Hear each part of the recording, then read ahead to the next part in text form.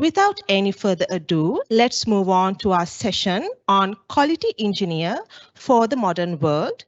Today, we have Kushan Amarasiri as our speaker.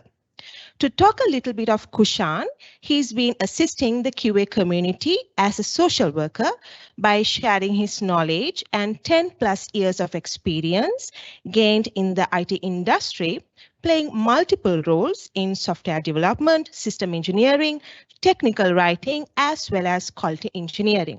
Also, winning the Best QA Entrepreneur Award at the World Quality Summit 2021 is one of his latest achievements. Hello, Kushan. A very good evening, good afternoon to you. Welcome to our Dev Day 2021. So the virtual screen is all yours.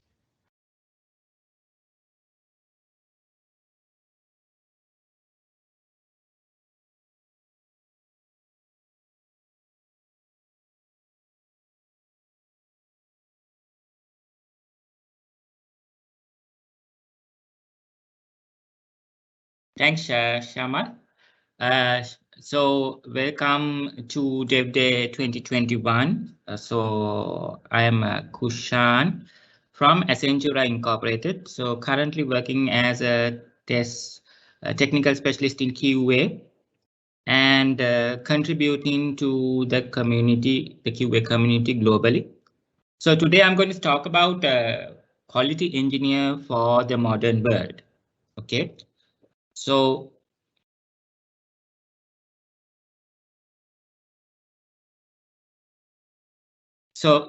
as we know earlier, the test engineer is about manual testing, right? So we actually start QA with going through the requirements, the SRS, systems requirement specification, then creating the test plans according to the SRS, then coming up with the test cases to test a particular functionality or the entire system. Then we go to actually after developing the test cases, once the system is delivered to the QA, we start testing it manually. So everything was done manually. We had a little bit of tools to support us for the manual testing. But nowadays, everything has been changed.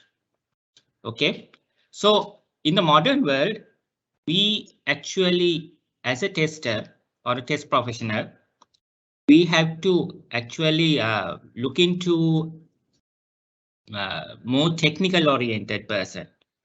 Actually, the person has to be with a more technical oriented knowledge, know about tools, technologies, computing languages, and also he or she has to perform a developer role. So it's like we have to handle the code. If we are doing test automation, we have to specialize in Java or C# or Python in order to maneuver our test automation scripts, develop a test automation framework. So we had to test the product quality, employing more technical set of tools. So if we, for example, go for security testing, we had to use tools to do pen testing. And so the technical, it's more technical. The QA engineer has to be fluent in technical tools and to work with the developers. They should know the technical know-how, how to test the product. And that means we can guarantee more quality on the product. So as testers, we'll go deeply into the product architecture and the coding in terms of being a modern tester. So first of all, being a modern test engineer, we have to cover unit testing.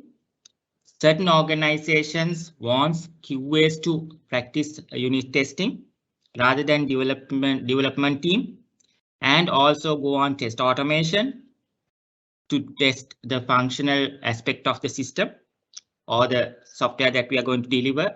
And next, we have to go on security testing, performance testing, then also testing of the web services. As most of our products being delivered today, employs web services. So we had to first test the web services, then move into the UI based functional testing. And also we had to perform a DevOps engineer role. So we had to know about CI/CD when employing these web services automation scripts, and also test automation UI scripts into a CI/CD to promote a shift left testing approach in the organization or in the project. So we have to look always at the testing pyramid. And most of our companies today, we actually look into the UI aspects of testing, the functional UI testing, which is actually a kind of a later practice. And if we find defects at this stage, it will be a kind of actually a delay for the product delivery. So when we come as a modern tester, we had to utilize our testing skills at the unit level testing, then services level testing, which is web services testing. Then we can use we can empower our testing techniques to the UI testing. So we will be actually using the support of technical testing tools, test automation tools, and other support tools to test our product in a 360 degrees aspect. So, as I told, some organizations in Sri Lanka also, and even in abroad, we used testing at code level, that is unit testing. So it's a white box testing, as we mentioned. And we actually look at the internal coding and also the coding standards. The QA has to audit the coding standards that are used when developing the system, and also to look at how the code has been executed.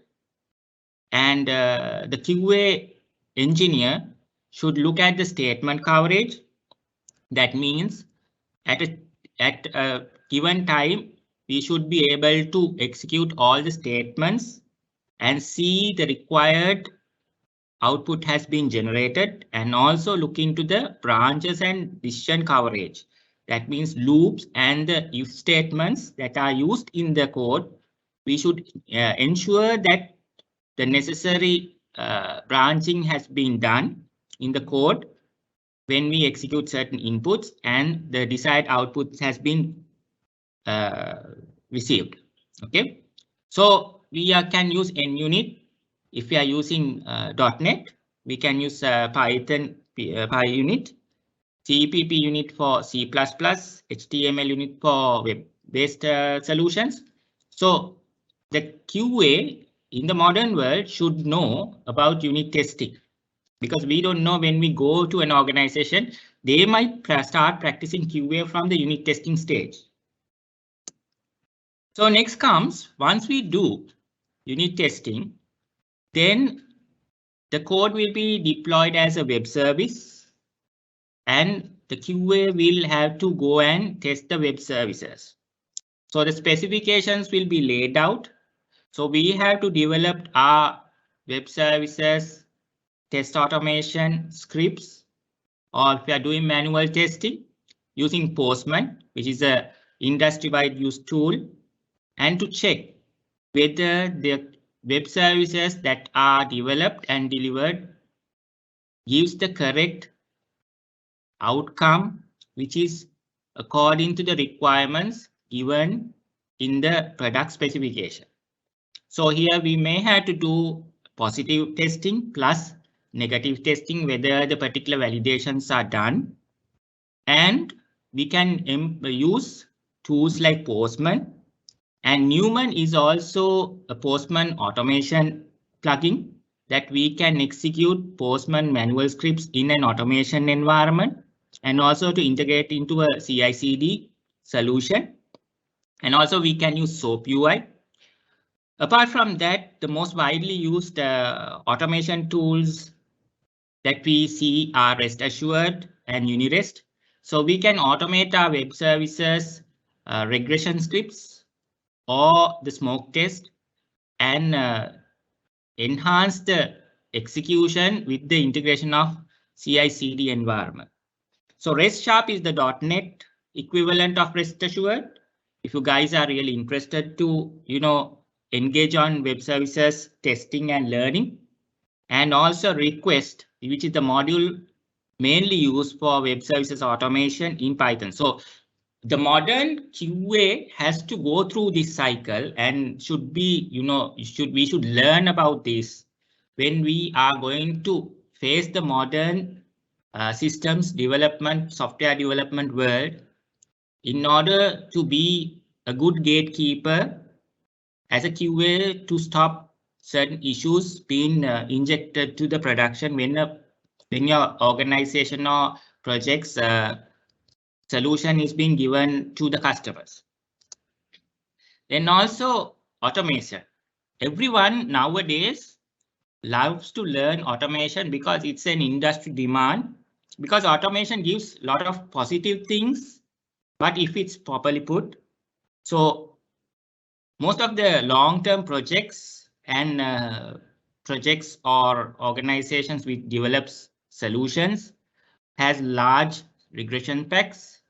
So they try to use the automation tools to actually automate them and to reduce the testing times, where they will be able to, gain more customer satisfaction by, delivering the product to the customer more early. And also with the use of shift left testing, the organizations can detect certain issues which are injected to the code at an early stage before it has been gone to, user acceptance testing and also the production. So not every project can be automated. We should know that automation is a buzzing word, but it's not, a thing that we can put it to all the projects. So we should be mindful that we should know that there should be skilled people to do automation. People should know about the automation scripting languages. When we know about Java, we should know about object orientation techniques and also certain programming concepts.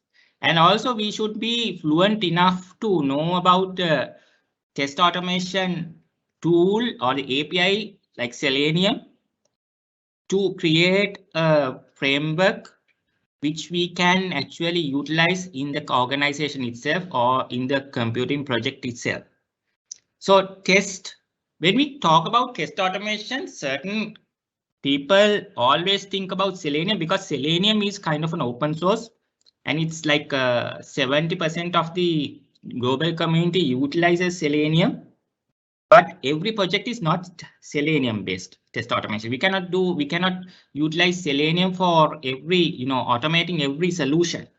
So there are solutions with different platforms like mobile, which we might have to use the APM. Web services, we might have to use REST Assured. If it's .NET, we have to use REST Sharp.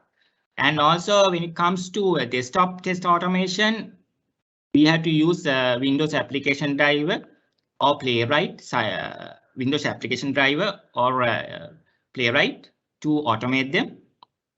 So we have to actually look into the application and suggest a tool and create a test automation framework. So without a test automation framework, developing a test automation framework won't actually guarantee the life of a test automation practice in an organization.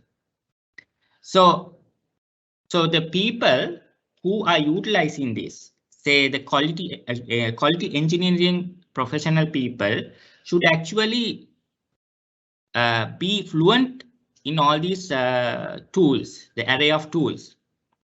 So sometimes we might have an interface which we will have to, like a SAP-based interface, SAP solution, which we cannot automate with Selenium. So we have to use Tricentis Tosca, which is a commercial tool. So we have to know, we have to go through, we have to do our R&D and even personal learning to be fluent enough to learn this array of tools that are available in the industry. And we should also know how to build test automation frameworks, maybe according to the customer's requirement, product testing requirements. So we have to have a practice to learn these tools and frameworks, how to build them. So nowadays, it's not just, executing a Selenium script or just coding a Selenium script. People want or they demand the skill of being a test automation framework developer.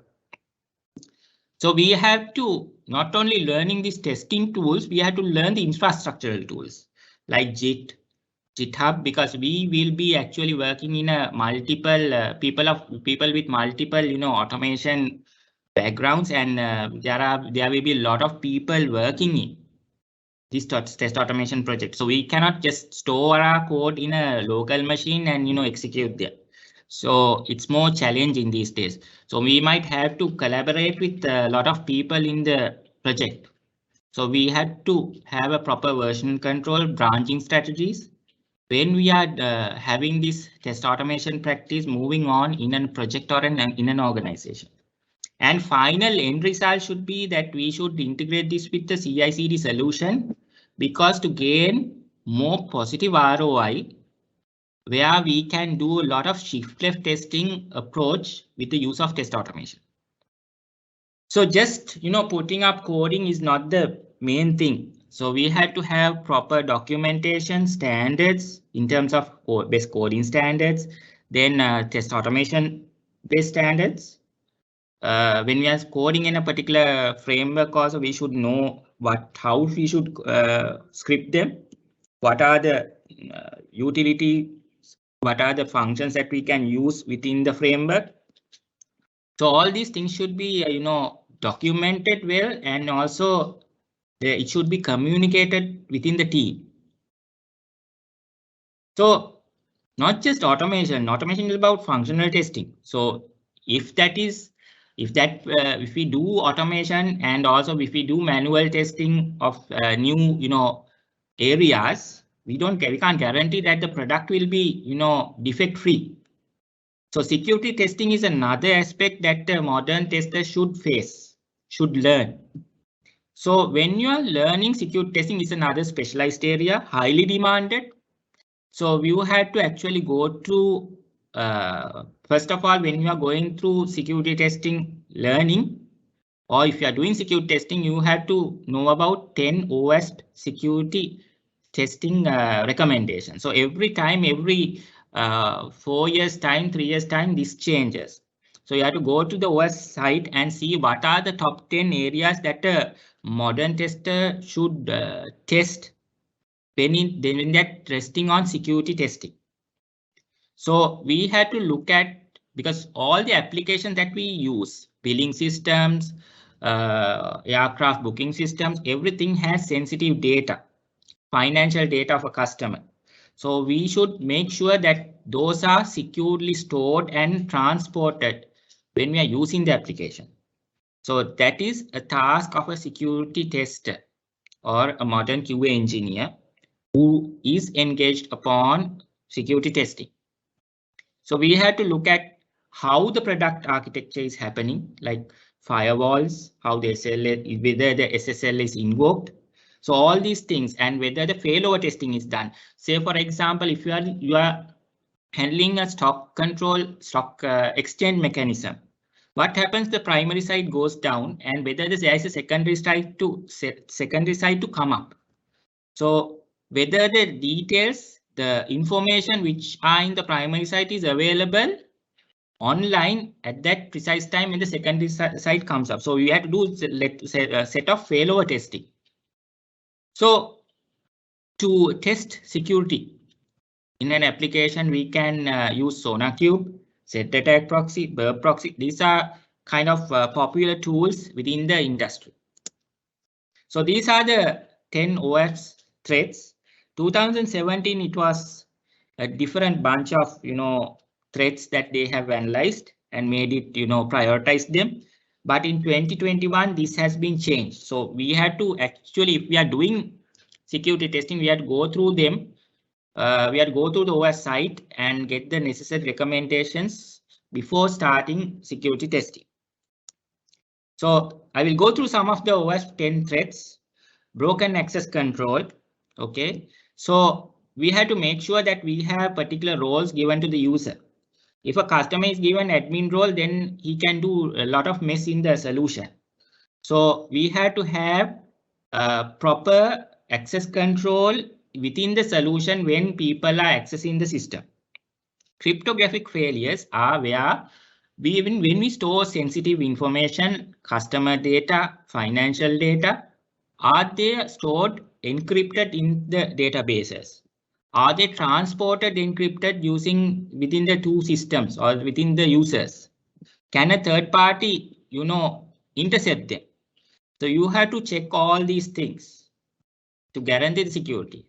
SQL injection is another popular one where you inject certain SQL queries in the system, even in an input box, and it will expose the code, even the database data of other customers, and even the financial data in the system which is stored. So we had to do certain SQL injections and see. Insecure design. So certain solutions when we introduce, when we give to a customer, or when we draw an architectural diagram, we should look at whether the design looks at the security aspect. So if there are no firewalls, if there are no ways to securely store the databases, then you should go through these diagrams and also should give certain inputs. So the QA's role in the modern world is not, you get the solution and you start testing. So you can start from the design stage, provide recommendations. Okay, this area we have to look into. This area, the security is not that good. So these things will actually be a prior, action than, doing something when there's an error has occurred, then we all get together and try to solve it. So security misconfiguration is where we have to know that we don't have default passwords. Like certain web servers, they have the default password given. So these things should be disabled. And also latest security patches, like Microsoft has their own security patches in their servers and also in the databases. All the security patches are kind of installed. So we should make sure that they have been installed and properly configured. Then also vulnerable and outdated components. This will come not only in the solution when it's installed in certain operating systems and everything. This will come from the components that we try to develop the solution also. So sometimes even in the automation framework, if we are going to bring in certain third-party libraries, we should make sure that they are secure. Sometimes the code will show you that it does the intended purpose, but underneath it might be hacking the product or sending certain data. So you have to make sure that the libraries and the libraries has properly authorized and the patches has been installed in the systems and everything should be there. So more information on these top 10 threats, you can go to wasp.org top 10/top 10 and you can find out about if you are really keen to be a specialized security QA security tester, pen tester. Then we come not just functional testing. The modern QA should know about performance testing. So if we are giving a mobile solution which where all the people, like millions of people, can access, say for example Facebook, Google, they had to do performance testing, right? So all of a sudden, say for example, if a campus application or a university application, there are a global application like Oxford University online learning. In a pandemic state, there will be a lot of students who will be remotely logging in, even in even in UK and also abroad. So what happens if millions of users tries to log in and the performance degrades, and sometimes 404 errors comes when a student tries to, he has an exam and he tries to log in and it says 404. cannot access the page or something. So what happens? That's a problem. So we have to actually, if we are going to be a modern QA, we should know about performance testing. So we had to do performance testing. We had to look at a lot of aspects of performance testing, and we should know that the degradation in the performance should not happen when it is being accessed at the peak times. So capacity testing is one of the areas which we see whether how many users can access the system without, going below the performance access rates and the performance of the site. How many users can the site can access? Say it might be 10, 100 users, 1,000 users. So we can actually we can simulate these users using a JMeter or another load testing tool which is available in the industry. So we can simulate these users and see, and we can give the management or the developers, hey, there are only 1,000 users can support this, so that before sending this to the production, they can add some load balancing mechanisms to handle this, or extra hardware, or segment in the database, or some of these architectural decisions they can take. Then comes the load testing. So this will actually see the system can handle number of users. So with the given number of users, whether the system can handle the high level of performance. So this is another mechanism that we should look into when we are doing load testing. So we should know that when we are doing testing, it's not just testing everything. You have to test everything. The stored procedures that are executed. You can see whether there are unwanted stored procedures getting executed in the databases. You have to see monitor the CPU level of the servers. You have to see the performance of the memory, the server memory, so that they can, if it's not sufficient, they can go for an upgradation. So these are the things, and volume testing is where what we do is check the particular software solution can handle large amount of data. So if the data is stored in a database, for example, can the database store millions of users' information? Then can we transport millions of data at a particular time? So these are all done by performance testing tools and simulation tools. So we should know them. Then stress testing. So what we do is we slowly increase the number of users in the system, and we try to see what is the breaking point of the system. So when does the spike in performance, like spike in the CPU, spike in the CPU usage, spike in the memory happens in the server, so that we can see and analyze this data and give a recommendation to the management or the development team or the relevant stakeholders that, hey, this can only handle 1 lakh of users, and if we are going beyond that, we need to actually increase the server side memory and the CPU.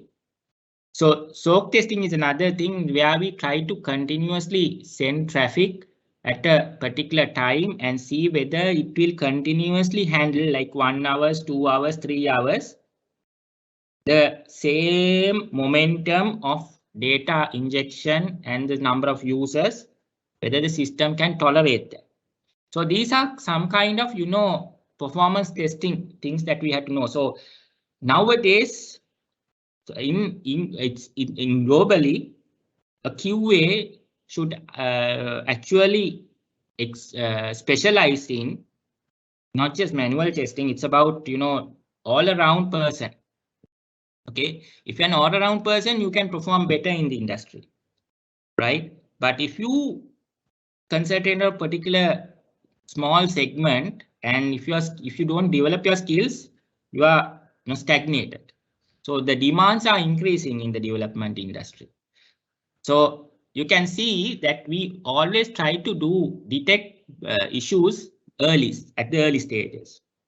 So some people think that, okay, we write the automation script and we keep it in our local machine and execute it when it's needed. So that does not give the true value of having automation. So the main purpose of having automation is to automate your smoke and regression test and deploy that test into a CI/CD whenever there is a code push where a developer does a new code and push those code to the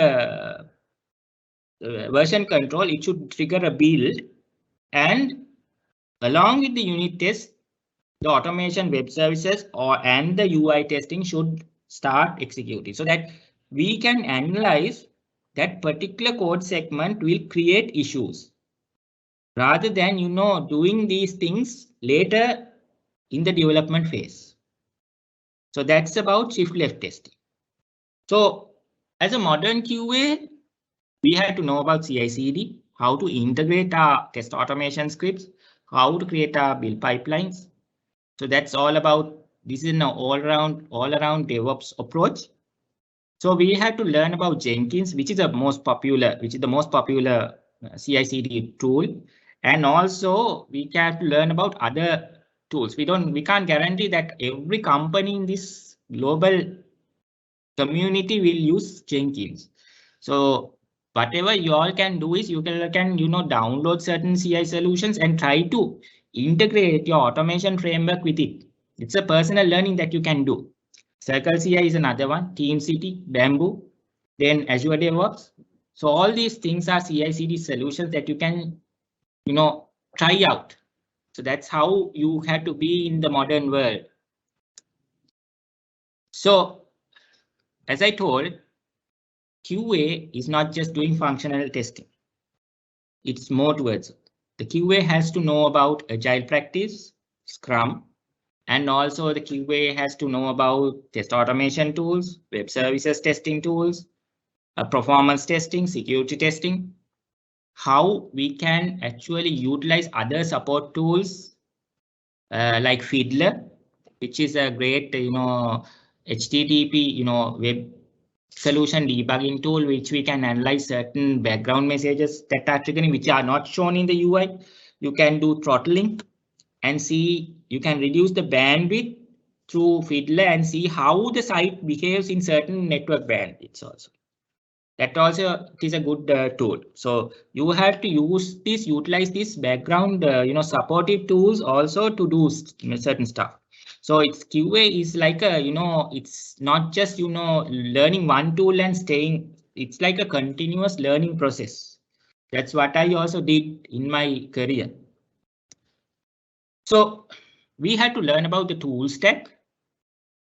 Most popular one is Selenium, but upcoming automation tools, Cypress, which is also a JavaScript based tool, and also Playwright. It's a Microsoft based tool, which tries to, conquer Cypress, where they can actually, what Playwright can do is they can actually execute the same test in multiple browsers at the same time. But Cypress, there's a, you have to wait till one browser gets all executed and then you have to go.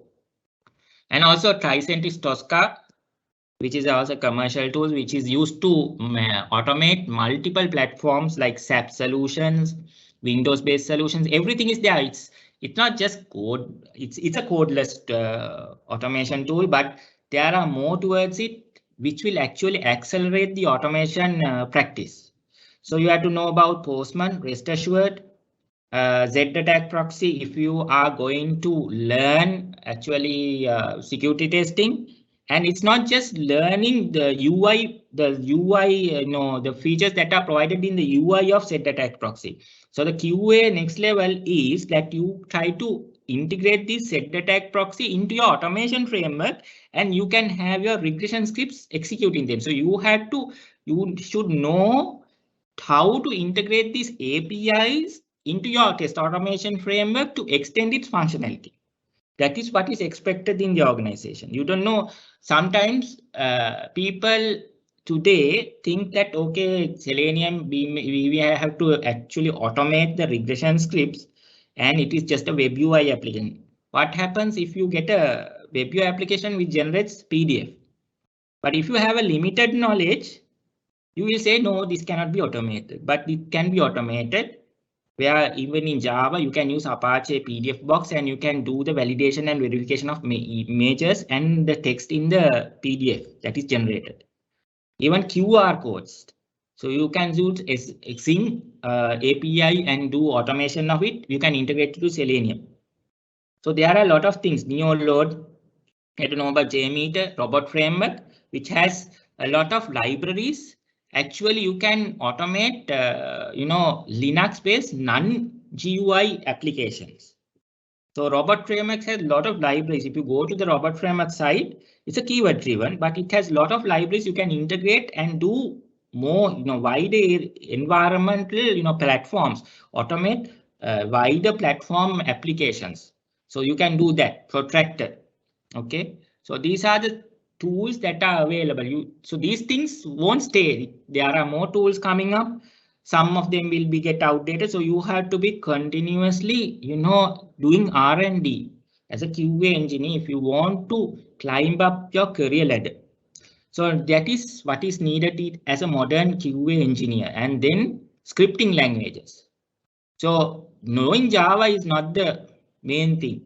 You have to expose yourself. You have to diversify to C#, JavaScript, Python, Ruby, because you don't know next testing challenge will be another programming language. So you have to think, okay, I'm going to be only a Java engineer, test automation engineer, and I'm going to do only Java. But if that, the life is too short, because there are wider companies which use wider set of programming languages, and they will insist to do only actually to do, if it's a Microsoft based company, they will insist you to do on .NET. But you are going to think, as a modern QA, I am going to learn all these things and I'm going to go for the other challenges, or I'm just going to stay in a particular area. But that is not the thing that is required by a modern QA quality engineer these days. Then infrastructural tools. These are other things that you have to know. So you have to know about JIT, because you will be working in an environment where there are multiple sets of people. Even in an automation environment, there will be 4 or 5 people. So you have to share your code, version them properly. So you have to know about JIT, and everyone should have a Stack Overflow account these days. To actually, Stack Overflow has helped even the developer community to, if we get a problem, we go to the Stack Overflow and check how this can be solved. It has helped me a lot in my life. So have a Stack Overflow account. If you have a problem, you can submit it, create a query in the Stack Overflow, and there are people who will actually contribute with solutions. Then Circle CI, you have to know about them. Auto IT is another thing. So when it comes to Selenium, we had some problems when in my career by itself. Selenium only automates, if you guys know about Selenium, it automates what is inside the browser, but what is outside the browser, we cannot automate. Sometimes the file upload dialog box, we cannot automate with Selenium. So we had to use Auto IT for that. So that's a Windows scripting language where we can create an exe and parameterize. We can call that exe in a command based manner, providing the parameter. So we can actually do all this. What are the things that are outside the Selenium, the browser, which cannot support Selenium? We can use it with Auto IT. So you have to know about ID tools like Visual Studio, IntelliJ, Eclipse, then all these Python based IDs. So you have to know about these infrastructure tools. Another area where modern QA can grow is exploratory testing. So if you go through a YouTube, Michael Bolton, James Beck can go through these videos. Actually, they promote this exploratory testing. It's not what we write in test cases and test. It's a practice where we use our innovative, creative mind and try to, do deep down testing. And it is like a product hack. It's like a hacker. QA is like a hacker. So when I was working in an organization, there was a functionality to upload an image. So what I did is I selected the image, fill the form, and then finally I went, I didn't upload it. I didn't click the upload button, but I went, I minimized the application, and in the mobile, I deleted that particular image and I clicked the upload. What happened was the application crashed. So those kind of innovative ways you can, hack the product and see where the product will break.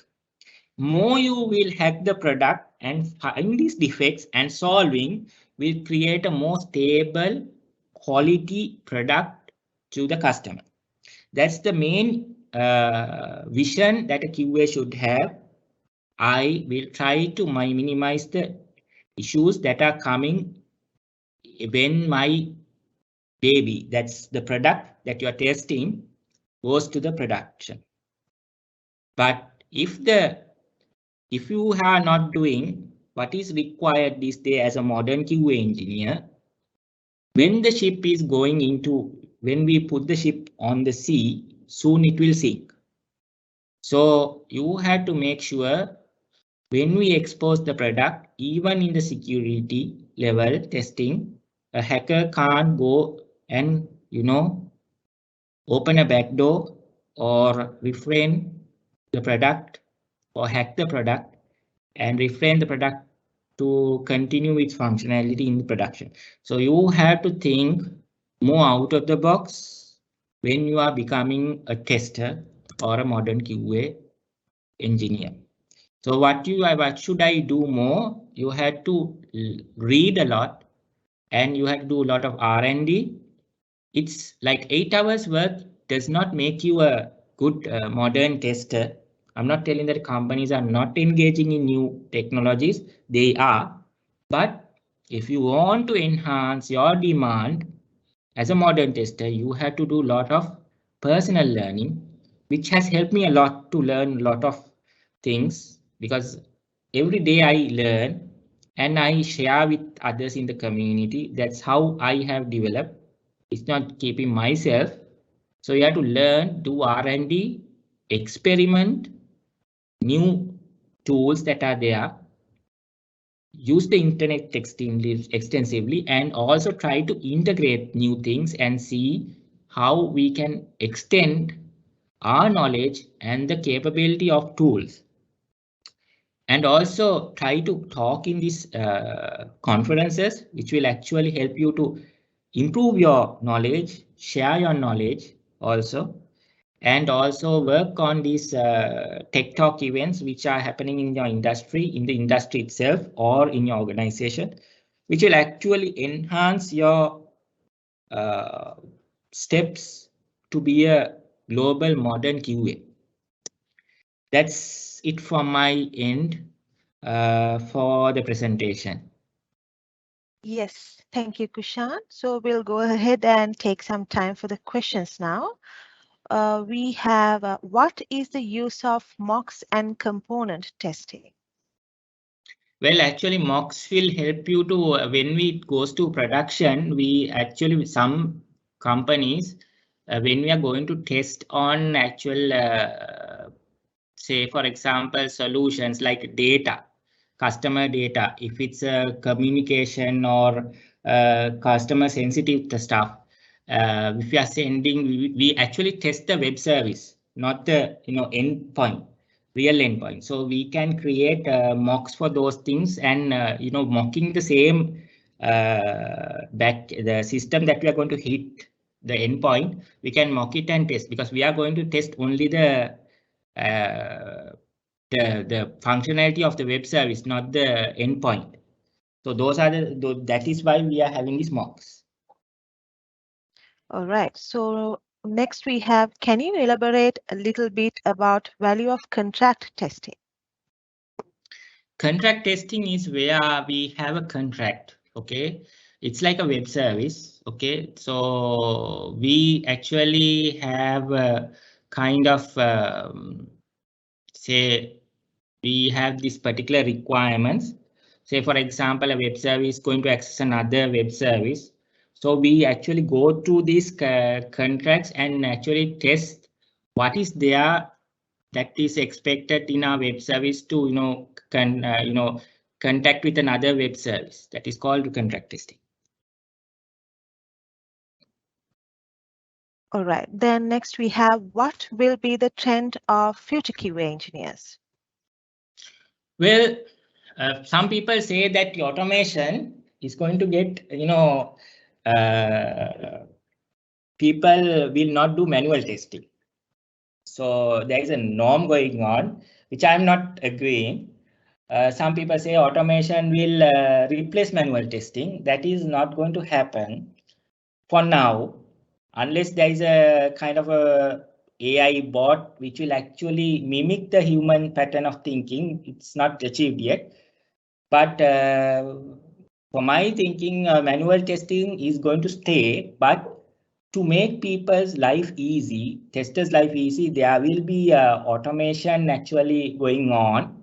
And also future QA's roles will be highly demanded because they have to know all around the skill set that is expected, like performance testing, security testing, then test automation.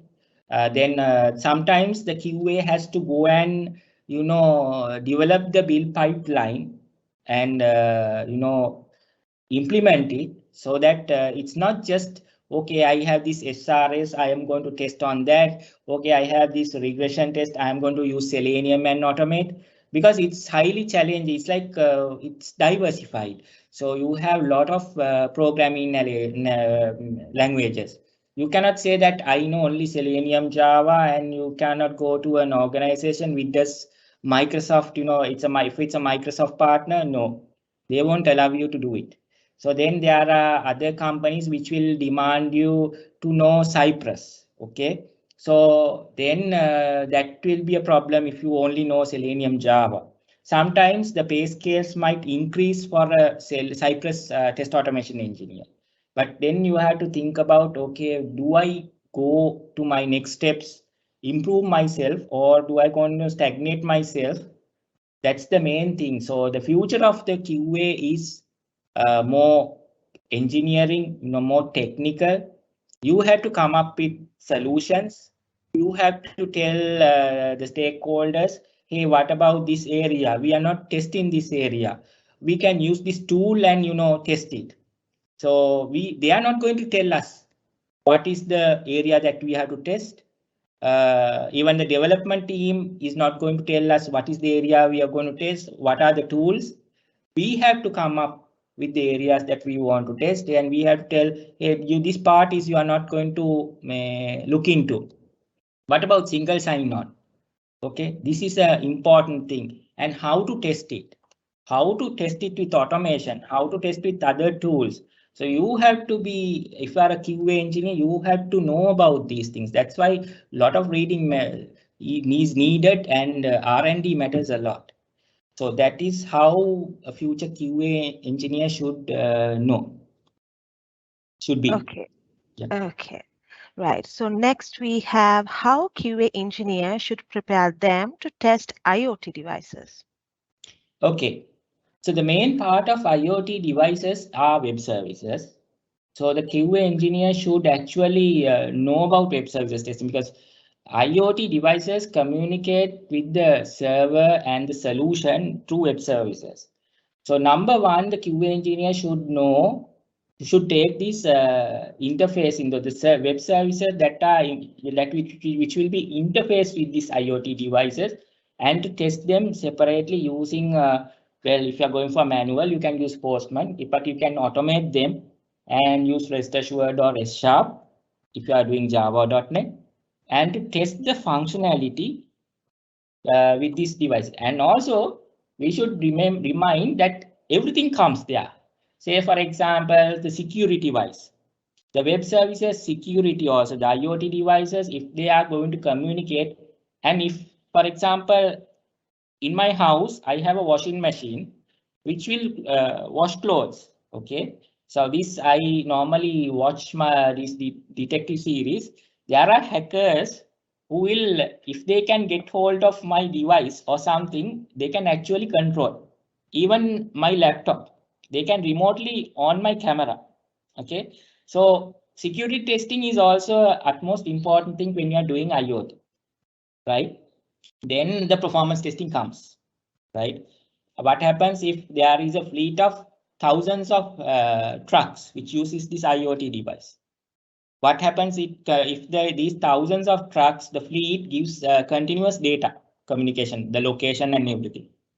Will the server go down, which handles this, the everything, the connected things? Say, for example, LG has IoT based washing machines, right? So that has a central single server, and if they have millions of washing machines, what happens? So it's when you're testing IoT, it's the main thing is the underlying solution that you have to test. Device should be also tested, but the main thing, device you have to test whether it's according to the particular standards, the communication standards, and all these things. But the solution as a QA we have to test. All right, Kushan. So next we have most applications restrict some functionalities to be executed by a non-human user. Example, reCAPTCHA. In such cases, what worked best for you? Well, we had a problem. Like in one of my organizations, we had an issue where reCAPTCHA was there. So when we try to automate, the main problem is reCAPTCHA. When we are testing manually, this can be done. But if the reCAPTCHA is done automated, there are a couple of ways. One is actually you have to address, you have to tweak the web service or the API which uses reCAPTCHA. Some way you have to communicate with the developer and try to tweak it around and get the necessary response in a separate way and do it. But reCAPTCHA, if it's automated, then actually it's like hacking the system. So what we did was we disabled reCAPTCHA and tested it. So that's the best option that we can do when we are going to automate them with a non-human based testing solution. Right. Okay, Kushan. So the last question for today, what is your opinion about BDD versus unit testing? Well, unit testing is something that everyone should do, because it's where we try to find defects at the most earliest stage of the code. So as we know, the developers try to develop the code, then they will embed this to a web service. Then this will the web service, once it's done tested, it will get embedded to a UI. But if we test the unit test perfectly and with the mind of having the requirements in mind, we can actually see the defects early, right? The BDD is a process where we incorporate behavioral driven development, is what we try to reduce the requirement gap. Okay, so building set of feature files and actually creating the test code. If it comes to automation, we actually try to reduce the requirement gap, because sometimes the requirement set by the customer will not be implemented at the end. So the customer will get dissatisfied. So what we do is we try to capture the requirements, then create a set of feature files, get it validated by the customer, and generate the certain methods that will generate by the BDD solution, and create the code or the test code or development code according to it. So that is a later stage thing, but what I think is people should actually, if it's a developer or a QA, it's best to test the unit test, do the unit test early at the early stage of development.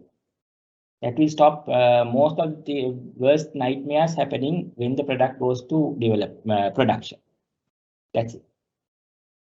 Okay, so it looks like we have covered all of our questions, Kushan. Is there anything else you wanted to cover before we wrap up? Mm, Nothing from my end, but my advice is for everyone is to actually for QA to be a modern QA professional, to continue their learning, explore new tools, techniques, and read a lot and do extensive R&D and invest certain things in your personal life. Like work life, yes, you might learn certain technologies, but if you want to be fluent in this technology stack, there is a part that you should play within your personal time. Don't you had to spend with your family, but allocate some 1 hour, 1.5 hours to learn these new tools, because more you learn, it will be an investment for you in the future. That's it. Okay, that's great. So thank you, Kushan. We are truly honored to have you today with us. And thank you very much for the interesting and informative session as always. Okay, you're welcome.